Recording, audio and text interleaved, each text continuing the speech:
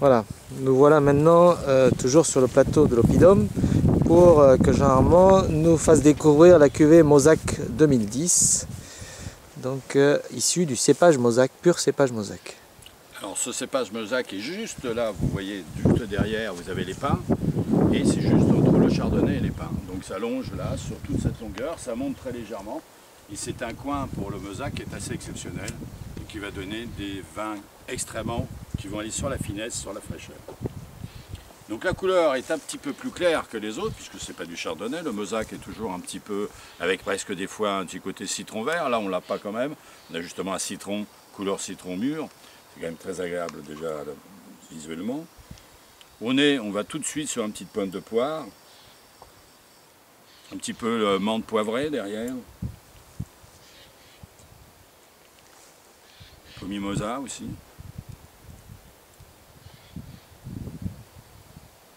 Un peu d'amande amère. Donc reste beaucoup de subtilité dans ce vin-là. On est très frais.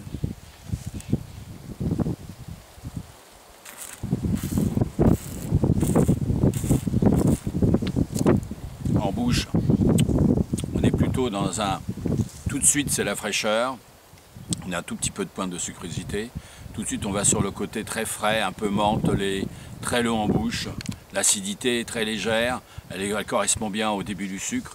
Elle va vers cette pointe d'amertume qui reste juste ce qu'il faut et elle est en parallèle avec l'acidité.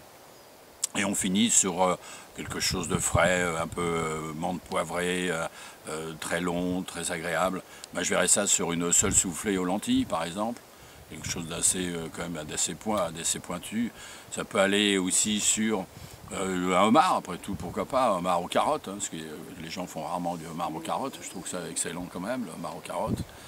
Ça peut aller aussi sur du chevreau, tiens, sur du chevreau, à mon avis, ça peut aller très bien sur du chevreau. Ça peut aller aussi à l'apéritif, c'est exceptionnel à l'apéritif, avec des petits toasts de caviar ou de saumon, hein, des trucs simples entre nous, quoi, quelque chose de très sympathique. Voilà. On est chez les frères Porcel, au Jardin des Sens, sur des fromages. Ouais. Sur ce millésime, qu'est-ce que vous en pensez, des fromages avec... Alors sur les fromages, ça peut aller sur certains fromages pour le bleu, généralement, est-ce que cette année ça peut aller? Oui, bah, moi c'est celui-là cette année, il n'est pas tout à fait pour le bleu. J'irais plutôt par rapport au Saint-Nectaire, je suis en train de me chercher le nom. Le reblochon, voilà, je vais y arriver. J'irais bien sur un reblochon. Mais pas tellement sur le bleu, parce que justement la sucrosité est moins importante que les autres années. On a un peu moins de sucrosité que les autres années, il va un peu plus sur la fraîcheur, il est un peu plus long en bouche, et sur le roquefort, il faut quelque chose d'un peu plus sucré. Parce que le roquefort, c'est le côté du champignon du roquefort qui demande du sucre, avec le côté sel. Alors celui-là, il peut aller peut-être dessus, mais pas à ce moment-là, il ne faut pas le mettre dessus, il faut aller sur le... Comment il s'appelle Non, non... Bleu d'Auvergne? Non, non, c'est un autre. Celui qui est... Il y a juste la partie centrale qui est pourrie. Gorgonzola? Non, Morbier. Morbier. Voilà, là sur le Morbier, ça irait bien. C'est vrai que sur le Morbier, ça irait très bien. Bon, merci Jean-Armand pour ce Mauzac 2010.